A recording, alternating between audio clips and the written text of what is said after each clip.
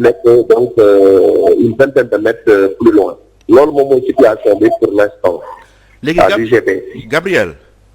oui. waaw étudiants yi ñoom manifestation yi lan la affaire Sonko bi la wala bokk affaire bi. dafa ñëw greffé ci yeneen doléance. non affaire Sonko bi rek la parce que dès démb bi donc notification garde à vue bi génnee rek ci la ñu commencé def seen front donc ñoom loolu lañ doon wax bi ñu ñëwee aussi loolu la ñuy wax ñoo ngi wax non à l'injustice non à la violence ba pare itam bi ñu paree bi ñuy dem ñoo ngi wax seen champ de guerre boobu rek moom mooy boo ko laalee donc tey itam loolu moom moo tax ñu jóg ñu ñëwoon démb ñoom ñoo ñëw mooy les étudiants de Pastef ak waa FRAPP ak les activistes ak renfort yeneen étudiants yi parce que évidemment tu le sais bien il y a la solidarité estudiantine. Voilà merci beaucoup Gabriel Barbier ñu ngi lay garder en repérage le temps que ñu dellu siwaat ci yow bu amee yeneen li nga xam ni mooy manifestation foofu alors Aliou li ma doon expliquer sànq mooy la particularité de ces manifestations mooy le fait que ñu cibler les intérêts français dañ koy déplorer nekkul lu ñuy encourager mais war nañ ko mën a analyser aussi lu si mel ni Auchan lu si mel ni Total et tout ça naka lañ ko mën a expliquer nga gis ay manifestants di romb des biens yoo xam ni ay sénégalais ñoo ko moom di ay stations dem di attaquer tubaab yi carrément naka ngeen lañ ko mën a analyser. mais moi je pense que c'est parce que sénégalais yi surtout ñiy def loolu la plupart en général des jeunes dañu xalaat ni Macky Sall France moo koy coacher. que lépp loo xam ne effectivement que Macky Sall mi ngi koy def rek France la moo koy coacher te Macky Sall daf fi nar a toog à cause de la France parce que France moo ko bëggee noonu parce que cette ancienne colonie cette ancienne tutelle justement moom moo am toujours le contrôle de ce pays te loolu jeunes yi léegi et puis ce n'est pas qu'au Sénégal c'est partout en général en Afrique boo demee au Burkina Faso au Mali etc. un sentiment anti-français c'est benn sentiment anti-français moo am boo xam ne depuis un certain nombre de temps depuis les années 2000 dañu commencé Sénégalais di c'est net parce que ils pensent que ni la France est à l'origine de tout ça parce que ñoom ñoo nekk di téye di am seen ay nit ñoo xam ne ñoom ñoo leen di choisir pour ñu contrôler les pays pour que ñoom ñu mën a justement continuer di conserver seen i intérêts yi nga xam ne dañ ko am ba tey donc ces gens-là les jeunes maintenant d'aujourd'hui de moins de 35 ans en général donc dañu commencer di xalaat ni il faudrait qu'à un moment donné ça s'arrête mais moi je pense que ni ce n'est pas une bonne idée de se comporter de cette manière-là parce que béréb yooyu du loolu la ñuy xeexee la c'est surtout ay Sénégalais ñoo fay liggéey mais c'est ça ay Sénégalais ñoo fa nekk ay caissiers ay Sénégalais ñoo fa nekk ay comptables des techniciens de surface etc des gens qui travaillent ñoom dañuy fay ay électricité dañuy fay courant dañuy fay ay impôts etc et puis en général il faut remarquer que ñooñu noonu di yor ay Auchan ay yi ngay dégg noonu Sénégalais capable ñu def ko am na ñoo xam ne ils sont là ay ñoom Unacois machin tout ce que vous voulez ñu ngi fi depuis des années ce sont des gens ces dirigeants là ils sont des milliardaires et pourtant mosuñu fi créer benn affaire dañuy dem di jënd bitim réew di ñëw Auchan am na mérite boobu mais Auchan a le mérite justement d'employer des Sénégalais alors que ñun on a des gens ici Unacois mooy lan Unacois mos ngeen gis Unacois créé fi benn entreprise boo xam ne dafa jël 50 salariés xoolal ma ces jeunes ces messieurs là qui sont à Unacois Diapo Unacois tout ce que vous voulez mooy ñi nga xam ne ces gens là nga xam ne ay commerçants la ñu mais seen jabar seen i doom ak seen i ñaari jarbaat la ñu fay yor duñu employé te duñu fay ay impôts dañuy traficoter les impôts de ce pays là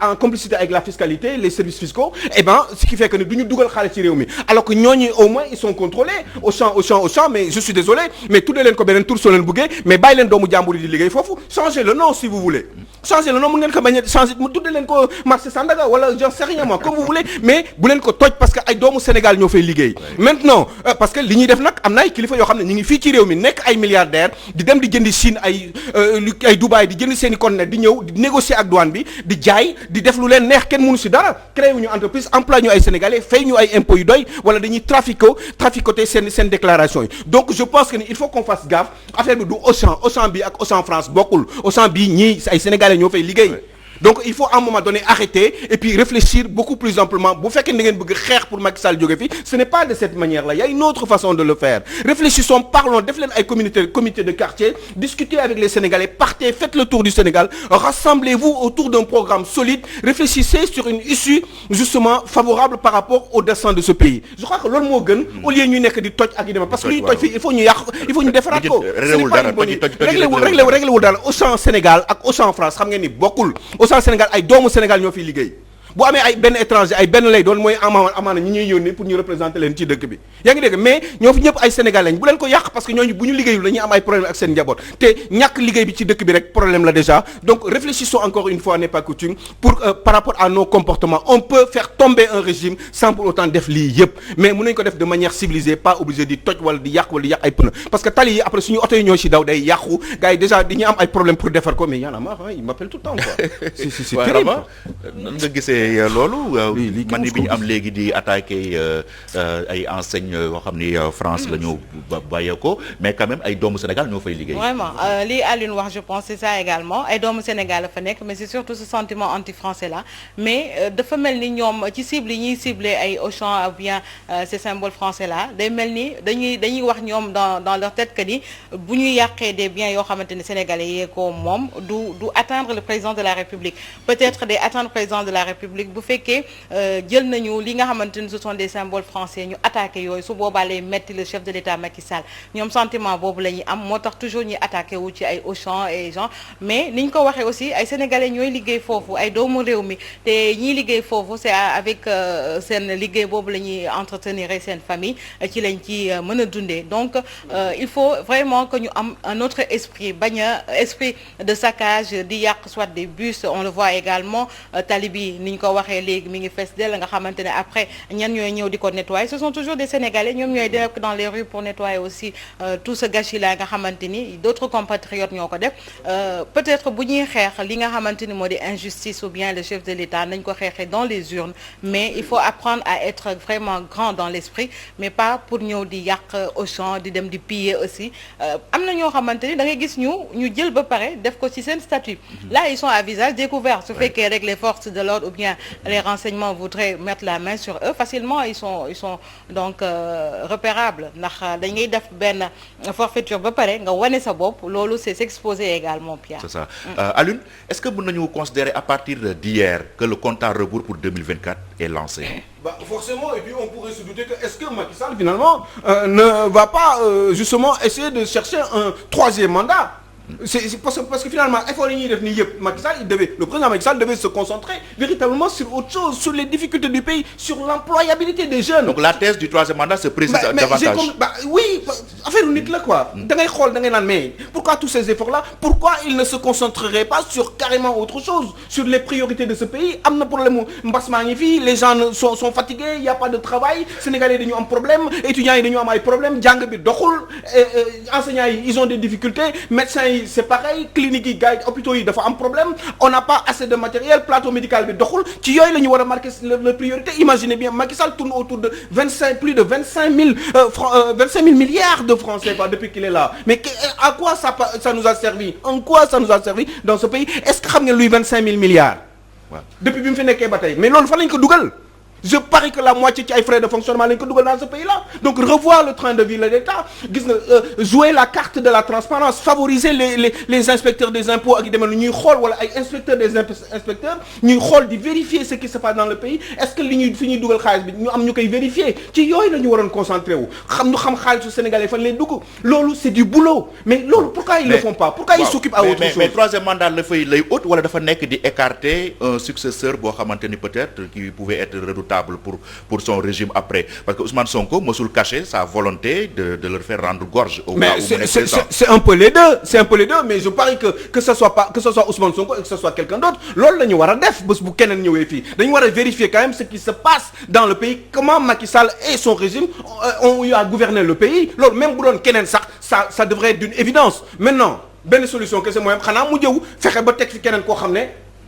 peut-être dina nekk ci voie au pire des cas parce que moi je ne peux pas imaginer que Macky Sall même si j'y pense tous les jours quand je me rase je me dis que ni mais quand même Macky Sall xanaa nag du xalaatu naa day wut beneen mandat parce que loolu nan la mënee nekk ci réew mi mais est-ce que nekkul woon aussi erreur ci Sonko menacé leen publiquement ne leen bu ma faloo yéen ñëpp di ngeen rendre compte mais il a le droit de dire ce qu'il pense parce que en Afrique dañu naan souvent le président sortant da koy rassurer comme ça nga mu gën a mais Sonko il l'aurait pas dit on aurait pu l'imaginer peut-être am na koo xam ne waxu ko bés bu ko yàlla defee président il fera la même chose donc là ça ne veut rien dire je pense que ce n'est pas ça j'aurais comme l'impression que c'est autre chose c'est que lui il cherche les moyens une solution un itinéraire boo xam ne mën na ko favorable pour mu mën a atteindre le pouvoir après 2024 loolu lay wut man pour man Macky Sall dafa bëgg troisième mandat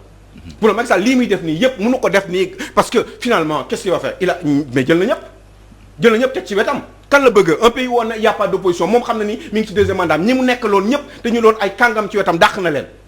dàq na Makhtar Cissé dàq na Amadou Ba dàq na Mimi Touré dàq na les gros caciques yi nga xam ne ñoom à la base ñoom ñoo commencé woon ak moom ñëw ci nguur gi jàppale ko ba mu ñëw ci nguur gi ñooñu tey jii nii mais à un moment donné da nga naan mais kii bu dàqee ñii di xeex les opposants farouches à lui mais c'est fini ça veut dire qu'il a envie de garder le pouvoir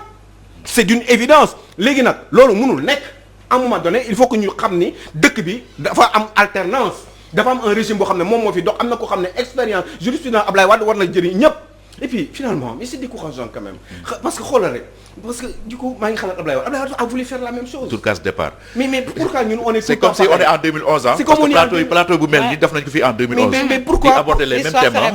mais moo tax ñuy tiit quoi parce que on se dit que ni mais finalement mais kon dafa nar a continuer waat. Est-ce que ça va s'arrêter maintenant? On n'aura pas trop bougé, hein? Est-ce que comme on n'aura pas l'impression que d'avancer dans notre régime, dans notre système démocratique? Parce que nous dañu jóg quand même pour évoluer. On n'a pas évolué dans ce pays. xoolal mais c'est terrible quand même 1960 jusque maintenant. xoolal nu ñuy dundee. xoolal les hommes politiques. Est-ce que mos nga gis dëkk boo xam ne les milliardaires en général c'est des hommes politiques ou des gens qui sont proches du pouvoir? Est-ce que mën nga imaginer loolu dans une démocratie? Un homme politique ne doit pas être riche. Un homme politique ne peut pas être milliardaire. Mais un homme politique n'a pas fait vœu de pauvreté non plus. Hein? J'ai pas dit ça, mais je parle de milliards. Un homme politique peut pouvoir vivre confortablement parce que tout simplement il a un métier à côté. Mais les hommes politiques qui sont là, wax ma seen métier, wax ma lan la ñuy liggéey. Allez me demander Idriss Seck qu'est-ce qu'il a fait dans sa vie comme travail. na ma wax na ma génneel bulletin de salaire 5 ans yu tegle. Il te dit qu'il est consultant. Il est consultant mais na ma génneel bulletin de salaire na ma génneel son patrimoine. Qu'est-ce qu'il a payé? Son patrimoine a été divulgué également à travers la presse. mais patrimoine boobu fan la ko jël non je parle de 2003 jusque 2003 entre 2003 ak 2020. Idriss Seck lan la liggéey est-ce que Idriss Seck a payé des impôts entre 2003 ak 2020 lan la fay comme impôt ces déclarations fiscales def na ko quand même bu fekkee ne am na une fortune déclaration sur la fortune wala déclaration sur le revenu. def na ko services fiscaux yi nañ ko génnee bu nekk transparence rek lañ bëgg nañ ko wane ci réew mi et puis avant loolu sax lan la liggéey ba am loolu mu am loolu yëpp. Il était Premier ministre avec Wade. Ah ben d'accord. Eh ben très bien. Il a bénéficié des largesses du pouvoir. Bah, qui sait? Eh ben idem pour Macky Sall. Oui. C'est comme les hommes politiques qui se milliardisent. C'est comme ça que ça se passe pour certains. Eh ben les hommes politiques. C'est ça la particularité de notre classe politique. Ouais. On a une classe politique très riche. C'est ça. Mais c'est qu'on soit du pouvoir ou de l'opposition. Ouais. Mais c'est pour ça que même dans l'opposition, quand ils sont plus au pouvoir, ils sont capables de vivre autant super confortablement. Et c'est ça qui n'est pas normal. Donc monsieur Disken, léegi laaj ma léegi Malick Gakou lan lay liggéey. Non, je vous demande, Malick Gakou, depuis qu'il est dans l'opposition, depuis qu'il n'est plus Premier ministre et qu'il n'est plus à l'AFP, qu'il a créé son parti, de quoi il vit? Fu muy jëlee xaalisam. Bu fekkoon dafa amoon xaalis avant, fan la ko jëlee woon? Quelles sont ses déclarations? Lan la joxe comme participation fiscale ci réew mi? Xam nga aussi, il faut qu'on réfléchisse. Lan la jël moom joxe, c'est un exemple, hein. Ça aurait pu être Idriss Seck, ça aurait été Malick Gakou, Mamadou Diop Decroix, lan la joxe comme impôt? Moi je leur demande tous. Abdoul Mbaye, qu'est-ce qu'il a fait comme lan la joxe comme impôt? Mais je veux savoir. Alioune, est-ce que Pierre, si tu permets, oui, Alioune, est-ce que également yow à ton niveau tu es comment dirais-je mën nga gis seen déclaration fiscale? Est-ce que tu es là am nga suffisamment d'éléments pour voir que telle personne a fait sa déclaration fiscale et autres ou bien est-ce que tu es dans ces secrets-là si je peux dire? Mais parce que xam nga lu tax parce que moi je veux juste parce que tu poses la question lan la ñu def lan la ñu def mais boo ma laajee man lan laa def man mun naa la ko wax. boo laajee Ramatoulaye mais Ramatoulaye du ma laaj lan nga def. mais est-ce que intéressé wu nga ci ñoom jege leen par exemple pour xool def ay recherches xool ndax ñoom. mais ñaata nga gagné ah non ils vont jamais me le dire Ramatoulaye. non ils me le diront jamais. mais parce que yow da ngay toog ne ñoom defuñu. mais defuñu ko. waaw mais Idriss Seck man ma waatal ne Idriss Seck entre 2003 ak 2020. Idriss Seck n'a pas travaillé. demul jox xëy liggéey weer dee mu gagné wala at bi dee mu gagné sangam fay ay impôts loolu amul. génne leen ko Malick Gakou idem. eh bien Malick Gakou je suis moins sûr parce que. Abdoul Mbaye idem. mais Abdoul Mbaye dama xam tout ça pour nous dire quoi. mais lan lañu non parce que xam nga aussi il nous faut de la xam nga c'est la politique enfin par l'exemple. Il faut que ñu commence ñoom di joxe exemple ci réew mi wane ñoom ñooy kan que ça soit ceux qui sont dans l'opposition ou ceux qui sont au pouvoir parce que j'ai comme l'impression que ça se tourne en bourrique comme ça. ils s'arrêtent comme ça ku nekk di def lu ko neex ci réew mi di wane may diw alors que ñoom qu'est-ce qu'ils ont apporté pour leur pays lan la ñu indil seen réew boo gisee may laaj loolu ce jeu dama bëgg xam seen patrimoine yow xam ne ñaata ngay gagner à l'année mais ñoom pourquoi duñ ko xam et pourtant ils ont de l'argent ils ont des 4x4 ils ont des grosses baraques ils partent en classe spéciale ci avion yi quand ils veulent et ben ñoom fu ñu jëlee xaalis te liggéeyuñu alors xam nga ça existe ce sont les parasites de la République ces gens-là ce sont des parasites parce qu'ils n'apportent rien et ils prennent tout léegi Rama ma ñëw ci question bi ma posé Alioune sànq situation bi yow lan nga gis est-ce que Macky dafa am volonté conserver le pouvoir au-delà de 2024 wala boog dafa ne comme que Ousmane Sonko mi ngi may menacé de poursuite man ak sama entourage naa ko écarté mu bañ a bokk ci potentiel successeurs yi. En tout cas Pierre le chef de l'État je pense ba mu nekkee avec la presse le 31 décembre il avait dit que ni du wax ni oui ni non mais pour autant si on a une lecture également de la situation politique il faut dire que en tout cas li ñuy gis ni mooy peut-être qu'il se prépare un troisième mandat parce que bu fekkee yow tout adversaire devant toi nga jéem ko écarter mais on ne sait pas à quelle fin soit da ngay dafay préparer pour un troisième mandat mais c'est pas pour liquider un adversaire bon bien que dans cette affaire de Ousmane Sonko certains disent que c'est pas c'est une affaire d'État c'est pas un complot et tout ça mais au finish qu'est-ce qu'on voit chef de l'État en tout cas il n'y aura pas d'adversaire devant moom su fekkee li nga xamante ni procédure bi dem na on ne le souhaite pas Ousmane Sonko ñu inculpé ko pour quoi que ce soit nga xamante ni son casier judiciaire dañ koy day entaché ce sera donc de finir comme les Khalifa Sall et autres su boobaa kan moo nekk au niveau de l'opposition pour tenir tête vraiment au chef de l'État Macky Sall on ne voit pas je dirais un leader de l'opposition d'une certaine posture ñenn ñi nan la ñuy def ils vont en rang dispersé parce que opposition li ñu ci doon xaar mooy ñoom ñëpp ñu former un bloc déjà dans l'affaire Ousmane Sonko c'est des appels ngay dégg mais pour que nga gis benn leader wàcc ci terrain bi ànd ak ces jeunes là gisoo ko fi donc c'est la survie de l'opposition qui se joue. C'est la survie de l'opposition en fait moom la ñu mën a wax instant yi c'est ce qui se joue mais cette opposition il faut qu'elle soit soudée plus que soudée parce que il faut dire que c'est une personne il faut dire assez impressionnante bu nekk seen kanam et qui a tous les pouvoirs qui dispose de tous les pouvoirs ce sera pas facile et surtout les fonds parce que boo xoolee opposants yu ci bëri tey jii ci yan fonds la ñu mën a jëfandiku lan la ñu mën a am pour nga xamante ni seen campagne dinañ ko mener leurs activités dinañ ko mener et tout donc c'est quelque chose également qui pèse de son poids muy fonds yi nga xamante ni des fonds politiques mais de l'autre côté comme a dit tantôt Alioune Sow on a vu que le chef de l'État également jël na les caciques presque ñoom ñëpp sous sa coupe gis nañu Idrissa Seck foofu donc aujourd'hui Idrissa Seck dañ ko doon teg comme le principal opposant koo xamante ni peut-être mën na def ak Sonko mais Idi a regagné donc Macky Sall aujourd'hui Sonko moo fi nekk te Sonko il a une affaire pendante devant la justice maintenant après Sonko ce sera qui pour justement être le leader de l'opposition qui va être sur cette scène politique-là justement pour représenter l'opposition dans une vraie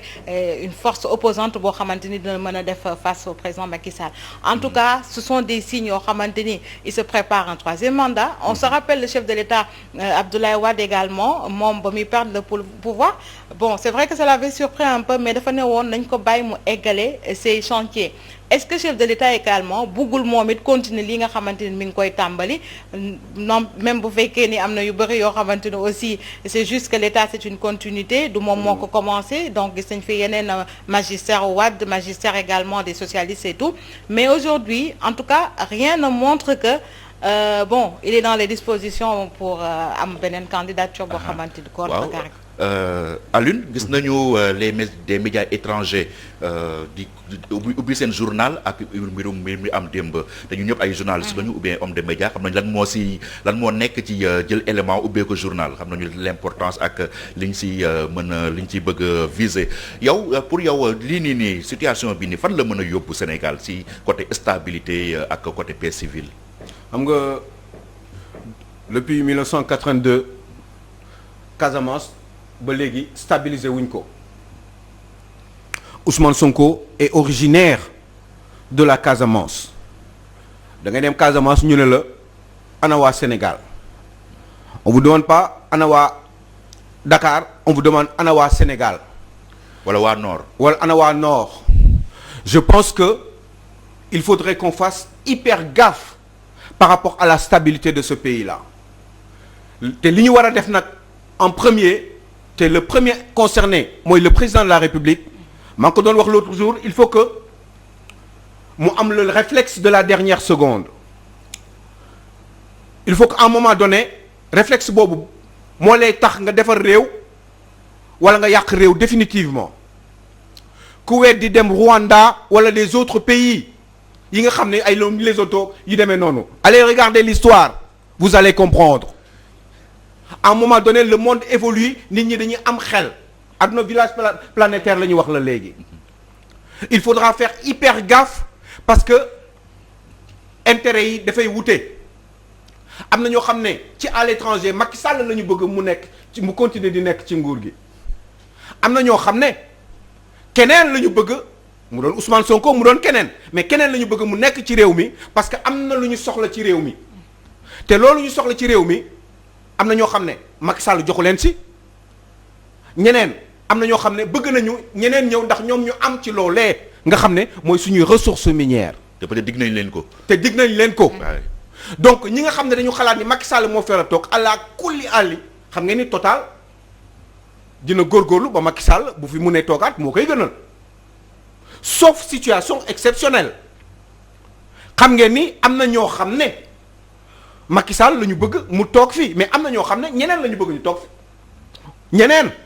parce que ñooñu aussi li fi nekk dañ ko soxla donc intérêt yi c'est divergent du wàllum pétrole kese zircon baa ngi fii am na ñu ko soxla Casamance zone boobu dafa bari dafa jihadisme baa ngi fii mais oui ñooy troisième élément yi ñoo xam ne aussi dafa am dañoo bëgg am le contrôle pour que mu mën a développer ñoom seeni état d'esprit par rapport à leur religion donc c'est très très dangereux il faudrait qu'on fasse gaffe Libye ak Mali jege nañu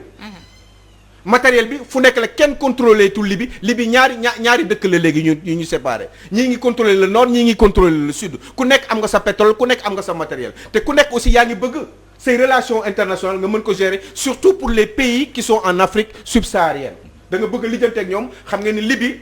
war na mën a am ay accointance ak Sénégal par rapport ak li nga xam ne moo fi nar a génn waxuma sax ci pétrole bi kese mais les dérivés du pétrole war nañu mën a liggéeyante ñoom ci seen biir te ñi nekk dans exemple il y en a 36 000 des exemples mais bii exemple Sénégal yi dañu ko war a xam entre le nord ak le sud bokkatuñu am na ñoo xam ne ñiy contrôler le nord bokkul ak ñiy contrôler le sud donc ça fait que ni intérêt yooyu dafa wute et extrêmement dangereux parce que ñooñu dinañ fexe jéem a seet benn monsieur X au Sénégal pour jéem ko éventuellement jàppale pour que mu mën a accéder au pouvoir les Occidentaux feraient la même chose les intérêts de la Russie ne sont pas forcément les intérêts de la France dans ce pays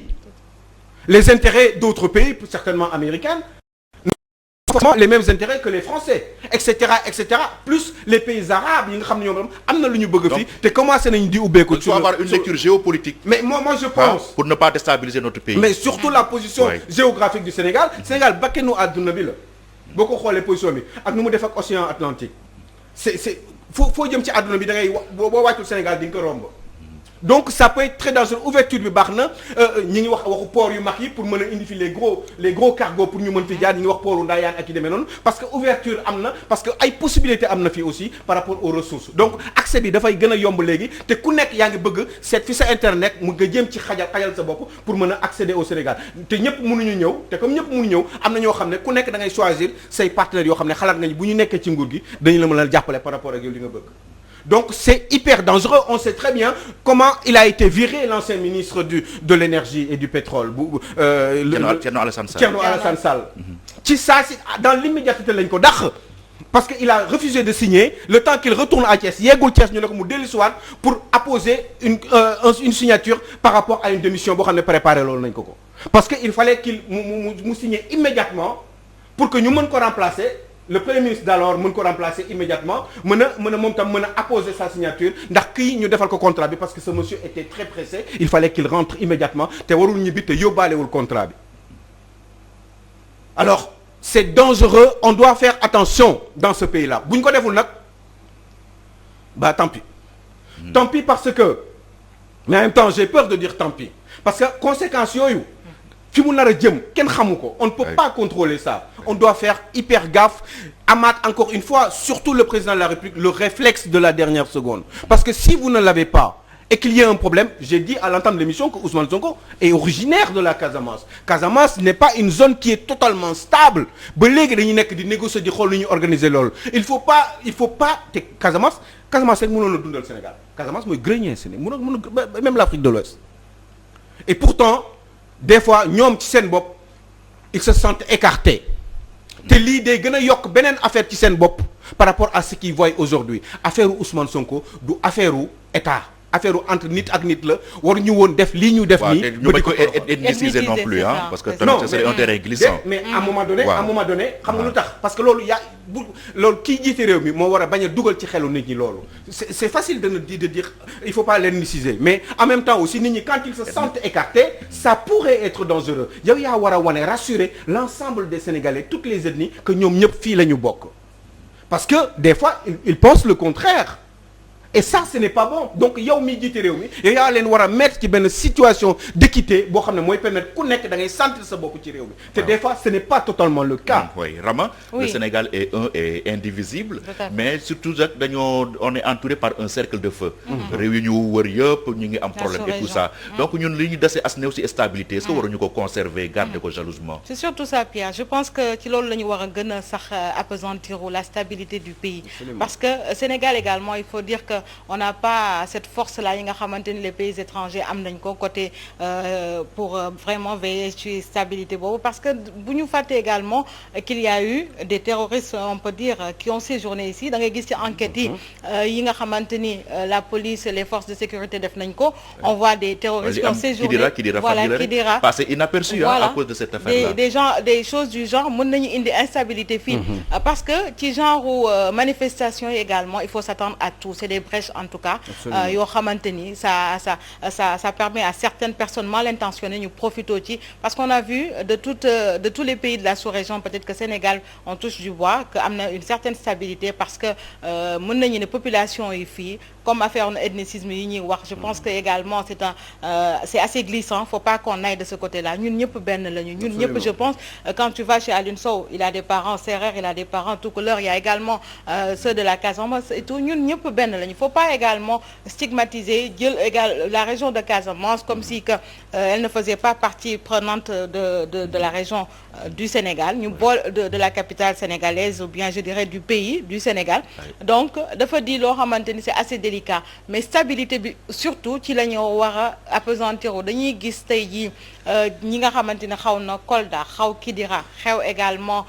dans nos portes ñu frontières au Mali et tout ça ñoo xamante ne séjourné na fi le Sénégal ses forces de sécurité yi combattre le djihadisme ñu gis ay jeunes à travers également les réseaux sociaux yenn manifestations yi donc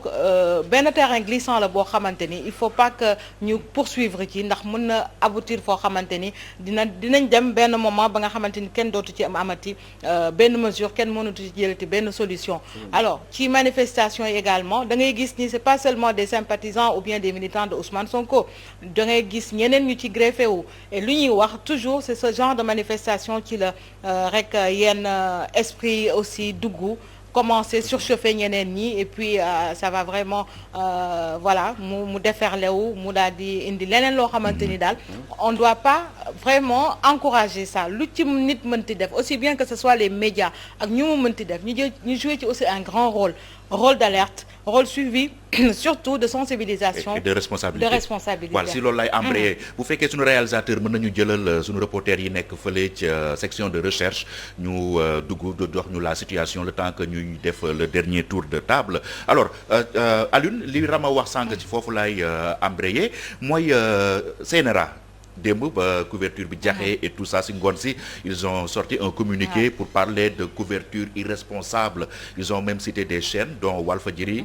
donc ñu cité les trois sax d'ailleurs muy Walf 2STV ak Sen TV cette posture du CNRA on a l'impression que ñoom ils ont une conception plus répressive ou bien même trop répressive de leur mission alors que ñoom seen rôle mooy rôle de régulation nan nga gisee seen communiqué bi dem ak les termes durs yi ñu utiliser à l'endroit de la presse. Vous me demandez, moi je vous dis honnêtement ridicule parce que Walfadjri dafa war a wane li xew ci réew mi li xew ci àdduna bi ci réew aw xam sax réew mais àdduna bi lépp lu fi xew sénégalais dañ ko war a xam donc amuñu lu ñuy critiquer loolu parce que man gisuma ñoom lan comme ni nga ko waxee répression rek moo leen tax a jóg amuñu leneen loo xam ne war nañ ko mën a def mais qu'est-ce que Walfadjri a fait finalement wane ay li xew ci dëkk bi loolu mooy problème bi mais qu'est-ce que vous voulez que je vous réponde wane li ñu wane nii li xew ci réew bi loolu kenn war ko warewul moom xam lu war a nekk suñu liggéey mais kon finalement c'est quoi la mooy job bi toog di seetaan mais toog di seetaan quoi il faut nëppal quoi non déedéet non je suis pas d'accord et je trouve que c'est ridicule voilà maintenant après ils ont qu'à faire ce qu'ils veulent. dëkk bi dina avancer par force sénégalais dinañ xam li xew ci réew mi. dinañ ko xam cette menace de coupure de signal qui plane également sur nous. mais Casamance Ziguinchor dañ coupé courant bi yëpp démb dans la matinée. Ziguinchor dañu coupé courant yi pour gars yi bañ a seetaan télé. c'est dégueulasse. Rama? Yeah, je pense que l'heure n'est pas aux menaces. D'autant plus que Walf, que ça soit Walf TV, Sen TV, ak 2S, ce sont des personnes responsables ñoo fay liggéey. Des gens yoo xamante ne xam nañu ce qu'ils doivent faire suivant l'éthique et la déontologie. Donc je pense que CNRA est passé à côté. Côté boobu, vraiment, il est passé à côté. On s'attendait à autre chose, mais pas à ay menaces ou bien retrait de signal également, coupure de signal beeg loolu. On se rappelle avec Abdou Karim Sall, c'était la même chose ba mu jógee woon ñëw Walfadjri pour couper. Mais quoi, on dit on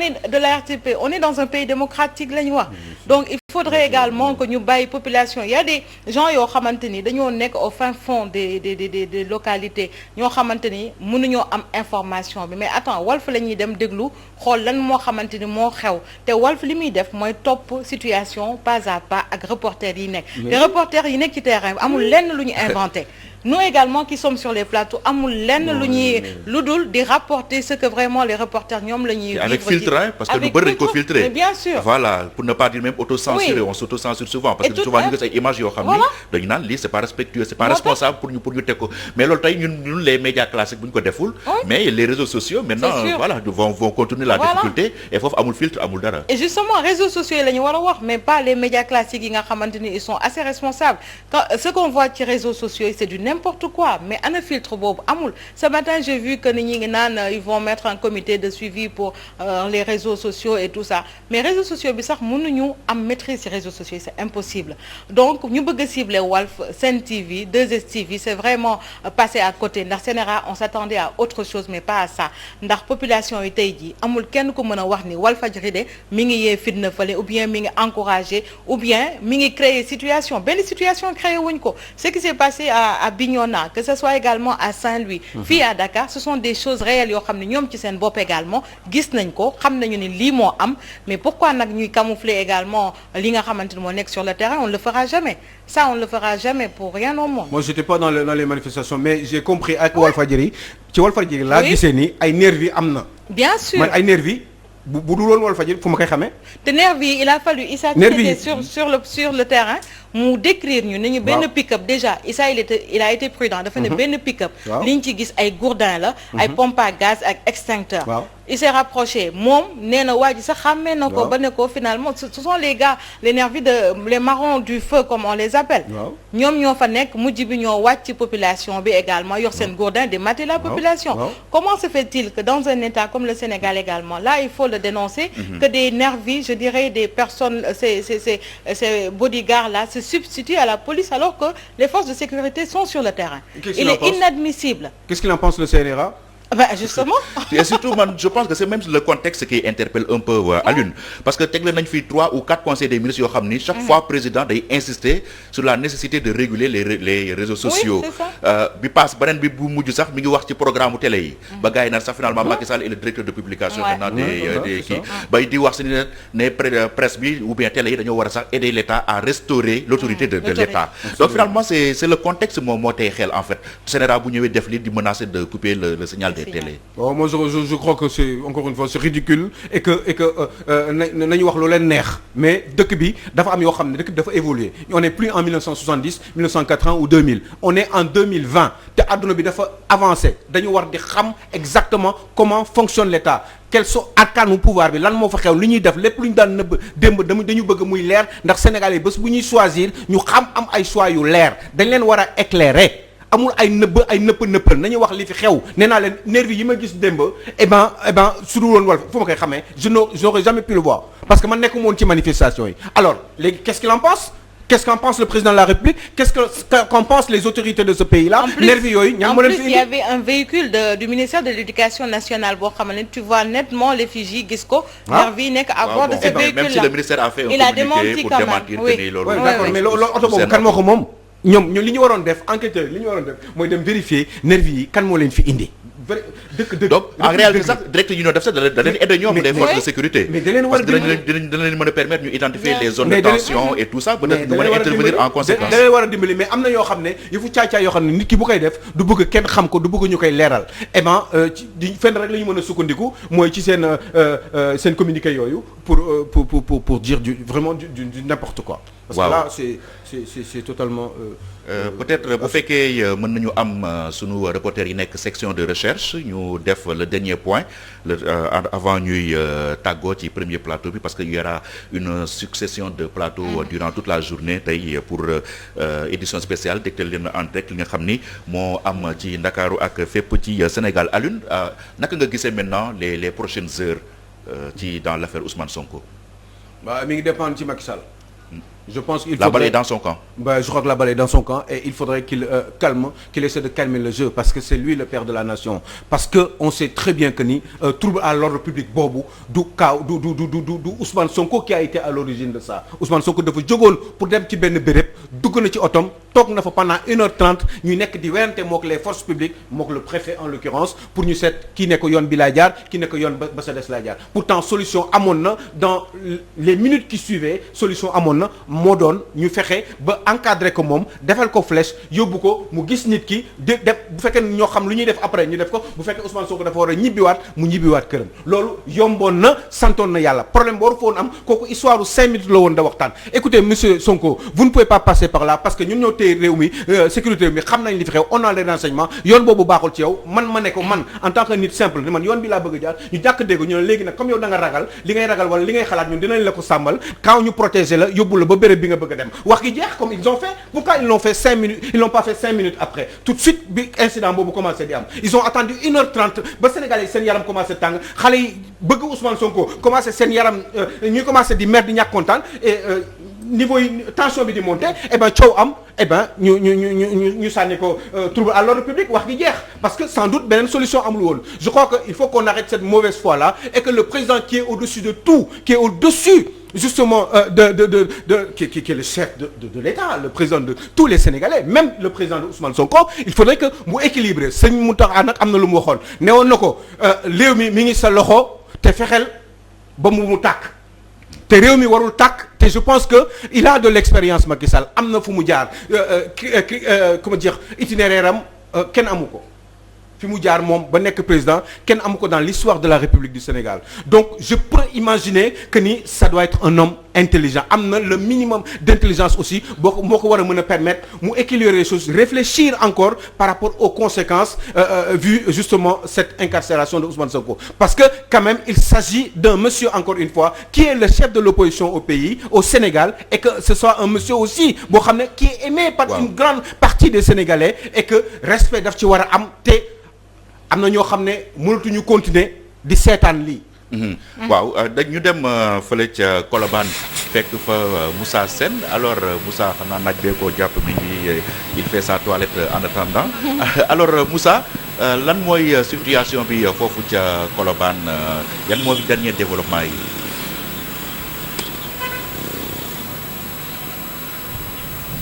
waaw Pierre comme niñ ko gisee ni ngeen koy gisee à l'heure actuelle bi may wax ak yéen nii ci Colobane fii nag amul lenn loo xamante ni mën nañ nemmeeku ni par exemple am na loo xamante ni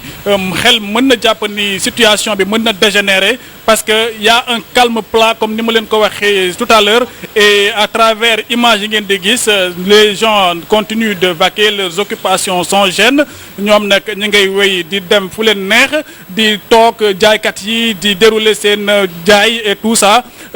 bon tout à l'heure on a essayé de faire le tour jéem a xool capté mais benn militant rek lañ ñëw te moo ñëw vers nous sax parce que dafa gis ñu yor ay suñu matériel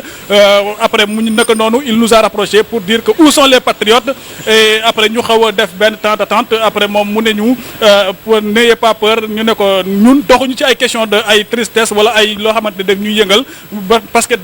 instant boobu dafa jàppoon ni que nous sommes moom dafa jàppoon ni que ñun dañoo foog ni moom kii la force de l'ordre la maanaam des enquêteurs ñu ne ko ñun amuñu lu ñuy tiit ndeke moom c'était un sympathisant moom nag li ko taxoon jóg rek mooy dafa ñëwoon pour xool wala boog pour dooleel si ki nga xamante ni moo di Ousmane Sonko foogoon itam aussi ay ñoñam di sympathisant ay militants aussi ñi nga xamante ni ñoo fare ci parti Pastef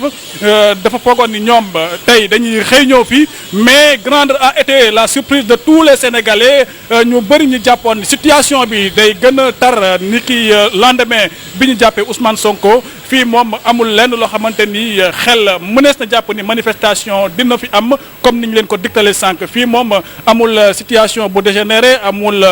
rassemblement pour militants yi ak partisans yi ndax nit ñi ñu ngi wéy ci jàmm tout va bien dans aux alentours de Colobane ak fépp foo xamante ni mooy quartier environnant yi ñu ngi ndax daal lu ñu gis mooy les populations vraiment continuent de vaquer à leurs occupations comme ça se doit quoi Pierre-Edouard Faye. Voilà, merci beaucoup Moussa Sène donc moom mu ànd ak Pape Modou ñoo ñuy suivre li nga xam ni moo am foofu ca Colobane ca section de recherche alors Alioune est-ce que calme tey bi c'est quoi est-ce que lassitude la wala boog les gens dañu ne tekk rek peut-être di déglu l'évolution de la situation. Moi je pense que les gens dañu ne tekk di xaar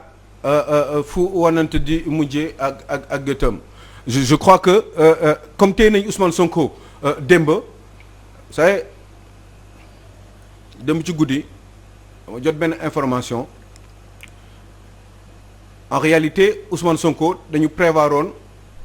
defal ko liberté conditionnelle mu dellu këram. Ah bon lan moo changé ci diggante bi. diggante bi dafa am ñu jaxasewaat carte gi le matin bi muy ñëw il était prévu que Ousmane Sonko ñu wax ak moom bàyyi ko mu delluwaat këram waaye mbir mi dafa jaxasoo ñi may waxal ñu ngi may dégg. C'était dans le cadre de l'affaire du viol supposé wala. waaw bi muy ñëw. waaw ba muy ñëw fekk trouble à l'ordre public bi kenn yëkkatiwul ko woon. il était convenu que ñu wax ak moom def la même chose que lu ñu def ndaw si Ndeye Khady Ndiaye boobu nekk borom suite beauté. C'était prévu que ça se passe comme ça waaye ci diggante bi mbir yi dafa jaxasoo dinañ ci bind nag. dans les 24 heures. waaw dinañ ci bind. Pierre, je pense est-ce qu'il faut se féliciter d'ailleurs de ce calme-là. Non, il faut surtout avoir peur. Parce que c'est comme un on calme dit qui précède parfois peut-être une tempête, comme on dit, le calme qui précède la tempête, parce que mën na doon une stratégie de la part de ces manifestants justement. Et n'oublions pas que vendredi déjà ñi ngi annoncé benn marche avec les Y'en a marre et autres là te gis nañu keroog également point de presse bi ñu tenir ñii naan nañ leen xaar ba vendredi donc ñeneen di génn pourquoi vendredi allons-y tout de suite nañu wàcc ci terrain bi mais c'est un calme boo xamante ni il faut vraiment avoir peur de cela et je pense que les dispositions seront prises également pour une sécurité de toute la population. Oui. Il pourrait peut-être le garder 96 heures après doo xam fan lañ koy yóbbu peut-être mandat de dépôt. Qui sait? Parce que mercredi jeudi vendredi. mu def 96 heures. wala du noonu 3 fois 24. Ça fait 3 jours et ça fait 72 heures. 4 jours mooy 96 heures donc 72 heures. bu boobaa kenn xamul nan la ñuy def peut-être moment boobu vendredi xëy na dina am lu xew je pense que il faut qu'on fasse hyper gaffe encore une fois te président ñëpp adduna bi yëpp Serigne Cheikh kilifa diine yeeg kilifa aada yi ñëpp président Macky Sall la ñuy waxal pour mu réfléchir intervenir parce que on sait très bien que dans ce pays-là il n'y a pas de séparation des pouvoirs dëkk bi amu ko on sait très bien que c'est le chef de l'État qui maîtrise le pouvoir judiciaire et le pouvoir législatif lu ko neex mu def ko ci il a des moyens discrétionnaires d'intervenir quand il veut où il veut et comme il veut et légalement na réagir ñu bàyyi doomu jàmbur bu mu ñibbi ñu continuer liggéeyal réew mi bu fekkee ne ndaw si da koy porter plainte mu continuer porter ko plainte ñu dem ba tribunal ñu seet ni ñuy lijjantee mbir mi ça ne doit pas être une affaire d'État. Merci beaucoup. jërëjëf merci beaucoup Alioune Sow Aliou nekk donc consultant nekk chroniqueur fii ci Walfadjri di intervenir sur différents plateaux merci également à Ramatoulaye Sarr nekk journaliste fii ci Walfadjri di animer également émission bu am solo fii di le grand dîner mbokk yi ñu ngi leen di doon gërëm di remercier suñu équipe technique ak rédactionnelle yi ñu jàppale woon yëpp ci édition spéciale bi nga xam ni mooy bi jiitu si journée bi yeneen dina si topp fii ci kanam donc merci à tout le monde et ñu ngi leen di souhaiter ñu yendoog jàmm jërë ngeen jëf